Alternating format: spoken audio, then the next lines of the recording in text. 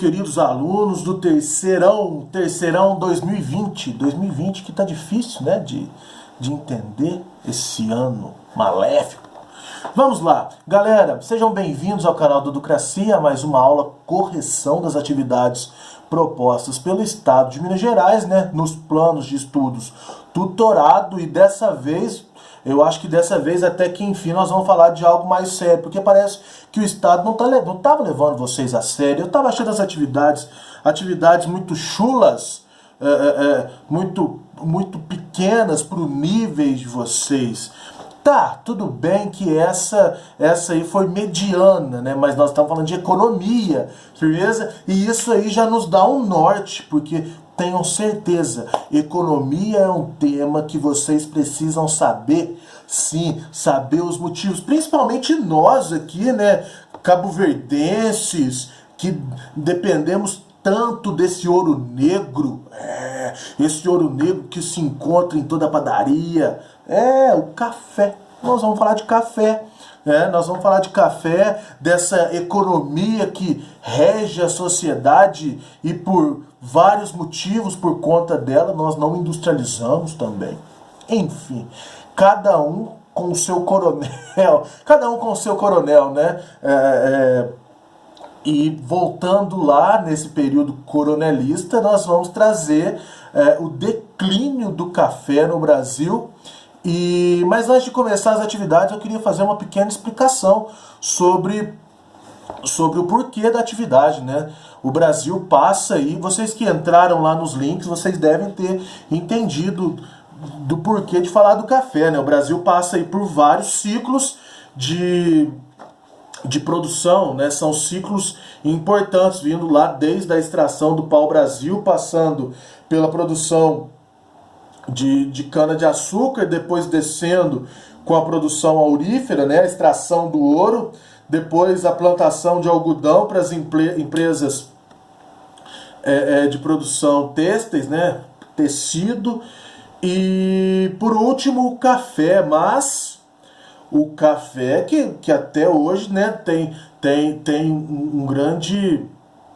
uma grande função na nossa economia. Não sei se vocês sabem, mas o café é o 10º produto mais vendido do Brasil, e já foi o primeiro, né? Já foi o primeiro. Hoje o Brasil exporta muito mais coisas além do café. A carne, por exemplo, o Brasil exporta mais café, soja, enfim.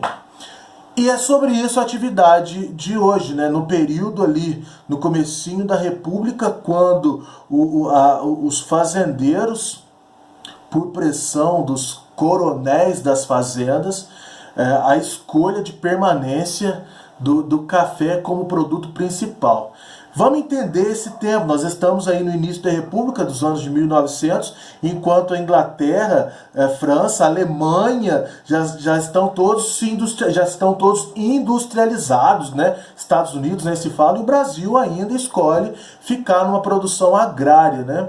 Enfim, talvez uma escolha não tão feliz, porque nós demoramos para industrializar. Se a industrialização chegasse mais cedo no Brasil, nós talvez estaríamos em outros patamares tecnológicos, mas, enfim, assim aconteceu, né? O café ele toma uma proporção muito grande lá no Império de Dom Pedro II, mas com a substituição da mão de obra, com a escassez e a desvalorização do mercado internacional, ele sofre uma balançada ali no começo do século, né? Dá uma queda muito grande, e isso vai preocupar os estados, principalmente de São Paulo e Minas Gerais, mas principalmente de São Paulo, que tinha como símbolo, né, era simbólico da política de café com leite. São Paulo representava a produção cafeeira. Firmeza? Então vamos entrar lá nas atividades para a gente saber o que eles querem da gente. Vamos lá. A atividade 1, depois da gente ter estudado tudo isso, eu espero que vocês tenham lido, porque aqui eu só pincelei algumas coisas. Vamos lá. Depois de fazer a leitura e ver os vídeos, né? A economia na República Velha, registra em seu caderno os principais problemas enfrentados pelos produtores de café e empresários durante a Primeira República. Pois é, galera, o café vem aí no comecinho do século com uma desvalorização muito grande, por conta também da industrialização dos estados lá da Europa, né? E essa desvalorização fazia com que o preço subisse e caísse aí bruscamente. Né? Esses são os problemas. E não havia incentivo nenhum, não havia incentivo nenhum vindo do Estado para sanar esses problemas. Então isso dificultava para os cafeicultores uma certa normalidade, né? Eles estavam preocupados pela falta de investimento, pela desvalorização das terras, pelo custo de mão de obra, pela desvalorização do produto lá fora, ou seja, o preço estava muito barato para se vender o café, ok? Lembrando que a mão de obra nesse período republicano é uma mão de obra da maior parte de imigrantes que chegaram no finalzinho do século XIX lá, depois da abolição da escravatura. Firmeza? Ok? Então são essas as principais dificuldades, ok? Vamos lá. B. Explique também como o governo brasileiro passou a atuar para resolver esses problemas. Galera, em 1906 tiveram aí um encontro, né, dos presidentes de província de Minas Gerais, São Paulo e Rio de Janeiro para ver o que ia fazer para resolver o problema do preço do café. O encontro aconteceu em Taubaté, e esse encontro ficou conhecido como Convênio de Taubaté. Então o governo brasileiro republicano decidiu que a partir daquele ano iria estipular um preço mínimo para o café, né? Ou seja, o preço não cairia além daquele preço estipulado e que o governo iria passar a comprar o café desses cafeicultores, né? Desses fazendeiros. Assim não causaria aí um entupimento, ou seja, muita produção ociosa sem lugar para ser destinada, né? Já que os estados europeus, Estados Unidos, enfim, já não estavam comprando como compravam no finalzinho do Segundo Reinado. E o convênio do Convênio de Taubaté, então, foi uma alternativa que o governo brasileiro encontrou para manter o preço do café mais estável. Getúlio Vargas vai vir depois e vai mandar queimar esse café por conta da crise de 29. Mas esse é um tema engraçado que nós vamos ver um pouco mais para frente. Ok? Vamos lá. Atividade 2. O Brasil é o café e o café negro. Essa frase comum nos círculos dominantes da primeira metade do século XIX. Só em parte é verdadeira. O Brasil não era só café, como não era só açúcar. Além disso, a produção cafeeira iria prosseguir no futuro sem o concurso do trabalho escravo.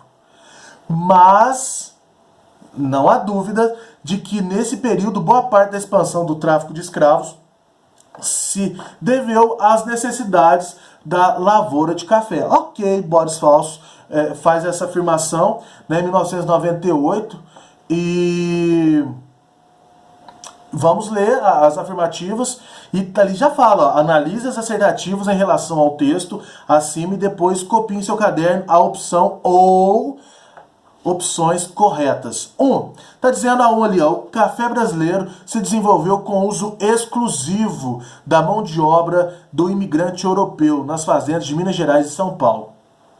2. O tráfico negreiro escravo sofreu um incremento dada a necessidade de mão de obra para as lavouras de café. Incremento, aumento, né? 3. A produção de café continuou no Brasil, mesmo com o fim do trabalho escravo. Contudo, faltaram políticas que inserissem o liberto no mercado de trabalho assalariado. Galera, vamos por exclusão, tudo bem? Vamos por exclusão. A alternativa 1 está dizendo que o café brasileiro se desenvolveu com o uso exclusivo de mão de obra de imigrante. Mentira, não foi, né? Nós sabemos que os imigrantes vieram para substituir a mão de obra também com incentivo do governo para substituir a mão de obra escrava, mas não foi só de mão de obra exclusivamente de imigrantes. Vamos descartar a 1 em virtude disso, tá? 2. O tráfico de escravos sofreu um incremento, né? Incrementou-se o tráfico de escravos, dada a necessidade de mão de obra para as lavouras de café. Sim, porque as primeiras lavouras de café foi lá no comecinho do século XIX, desculpa, na segunda metade do século XIX, e sim, foi um investimento que eles fizeram antes da lei de Eusébio de Queiroz, hein, gente? Porque depois da lei não teve mais tráfico negreiro. 3. A produção de café continuou no Brasil mesmo com o fim do trabalho escravo. Contudo, faltaram políticas que inserissem o liberto, o escravo, no mercado de trabalho. Corretamente, o fim da escravidão não quis dizer que os escravos iriam trabalhar assalariados nas fazendas, porque na verdade a grande mão de obra imigrante já haviam chegado. Então, neste caso, nós vamos considerar aí corretas a 2 e a 3, ok? E descartar a primeira questão. Tudo bem? Essas foram as atividades da semana. Eu espero que vocês tenham entendido as relações da economia brasileira com o café. E é importante que entendam. Se não entenderam, me procure, por favor. Eu tenho o maior prazer de explicar novamente, tá? Espero que vocês fiquem bem. Até a próxima.